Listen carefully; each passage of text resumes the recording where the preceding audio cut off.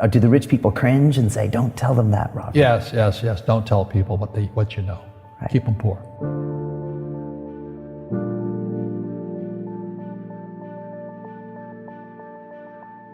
The moment I pay you, you think like an employee. The moment you accept the paycheck, your brain goes dead. That's the trap. Entrepreneurs work for free. As long as you're hungry, you'll think. The school system was designed to teach you to be an employee or a doctor or a lawyer, a specialist, but never about money. The poor will always be amongst us because it starts up here. It's in their words, and the words become flesh. But when they say, I can't afford it or I can't do that, they go down. They become what they say. And I meet so many people, I can't afford it. You think I'm made of money? My PhD dad, he says, what do you think I am, made of money? I can't afford that. And my rich dad would say, that's why he's poor. Poor people say, I can't afford it, I can't do that, I don't have time. Because it's an escape. It's an escape, you know what I mean? It's easy to say, I can't afford it. Oh, I'm too tired. Oh, I can't go to the gym. When you could go to the gym. No, I can't. Truth is, I'm just too lazy to go to the gym. And your rich dad used to say what instead of, I can't afford it? How can I afford it? How can I do that? A question opens the mind, a statement closes the mind. So when you say, I can't afford it, your mind shuts down and you become what you say. People right now who are sitting at home, who are struggling financially or worried about money or unhappy, they may be making a lot of money, but unhappy with what they're doing. It was probably taught to you. Your superego was taught, get a job, work hard, or you'll never be rich, or the rich are evil, or whatever. Poverty is passed on. It's taught in your families. And middle class is taught in families. And until you change your mindset, Correct. Money won't help you, right? Correct. And we see that with people that win the lottery, people that make more money, they still have the same problem. Right. Because they have that poor man's soul. Right. If you're poor, you'll always be poor. That's really hard for people to Yeah, understand. the money will disappear that fast. Just like most pro athletes, they make millions of dollars, and 65% are bankrupt 5 years later. It's because they come from poor families. But unfortunately, what Mr. Lipton was saying, it's passed down genetically. That's the frightening thing.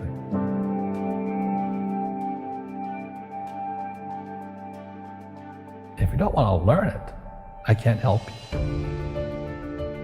I have bad luck too. I've had financial crashes. I've had people stab me in the back, but they're all good because I grow from it. And that's spirituality. People who are afraid of making mistakes, like they teach in school, they don't ever grow. Because spirituality is there's good and there's bad, there's right and there's wrong, there's up and there's down. Most people only want to be right, they only want to be positive. Well, you can't have that, that's not reality. And the average person, the reason they're poor is they haven't failed. They play it so safe, they haven't made any mistakes like they taught in school. That means they don't learn anything. That's why the school system's actually fundamentally corrupt. It's anti-education. But the average guy is standing there, oh, I'm an A student, I'm going to do this all on myself. And a bunch of rugby players run you over, and you go, well, they're not playing fair. Yeah, well, you're playing stupid. You should have a team. You should have accountants, attorneys, and bankers and all that stuff. But that's not the game I want to play. I said, then don't play the game. The game of business is played with accountants, attorneys, bankers, hate to say it, politicians. You got to know the game. People say, well, money is not that important to me. Then if money is not that important to you, money is not important to you. You know what I mean? I don't care about money. The money doesn't care about you. The word does become flesh. Or I'll never be rich. Or the favorite one is the rich are greedy. It's the poor that are greedy. If you think about it, because to be rich, you have to give something. I have to produce books and games, and I purchase real estate, I provide housing, provide jobs and all that. That's why I'm rich. But greedy people produce nothing. You know, Einstein said, you know, imagination is more important than knowledge, but knowledge empowers imagination. And what most people lack is real business knowledge, like accounting, you know, like debt, like taxes. You gotta know that stuff, but they don't teach it in school to anybody. You see, most teachers in school, they're out of ethics. They teach subjects they themselves don't practice. Because I understood what a fake teacher is. A fake teacher is somebody who just wants a job and they'll teach anything. You know, they teach how to shine shoes if you pay them more money. But they really don't know what they're teaching.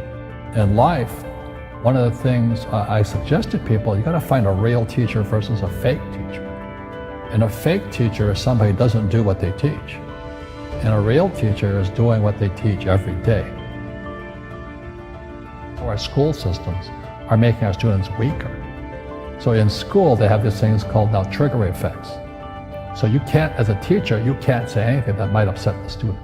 They don't want anything that might jar their point of view. You see, people say, well, why don't you give the poor money? So the only problem with that is it just creates more poor people. Give a man a fish, he fishes for the day, or eats for the day. Yeah, you give a man a fish, you get a lot of people who want more fish, you know? But you teach them to fish. We become creatures of our own habits. And until we break the habit, we don't change. Our schools don't teach that. Our schools teach almost the exact opposite of that. And the average person, the reason they're poor is they haven't failed. You know, they play it so safe. They haven't made any mistakes like they taught in school. That means they don't learn anything. That's why the school system's actually fundamentally corrupt. It's anti-education. So what I say to young people is you find your game.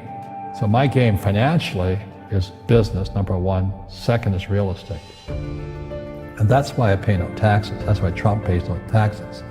Legally, it is a combination of business and real estate that gives us an unfair advantage over employees because they don't know what to do.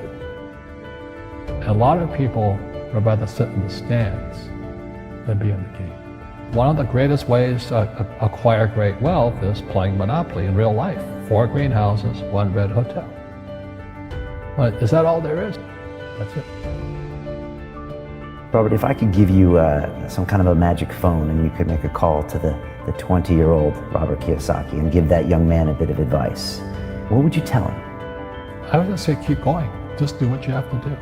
Just, you know, live it to the fullest, which I did. Nothing I ever did made sense.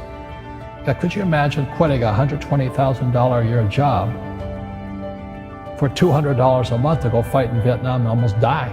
It didn't make sense, but it was the best decision I made at that time. And I think what most people do is they let their parents or their friends talk them out of life. So afraid of failing. But failing is how we succeed. You look at guys like Edison and all that.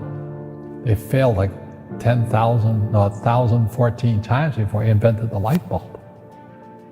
You know, our schools punish you for making mistakes. And that's why we have so many people who are so afraid of admitting they make mistakes or afraid of failing.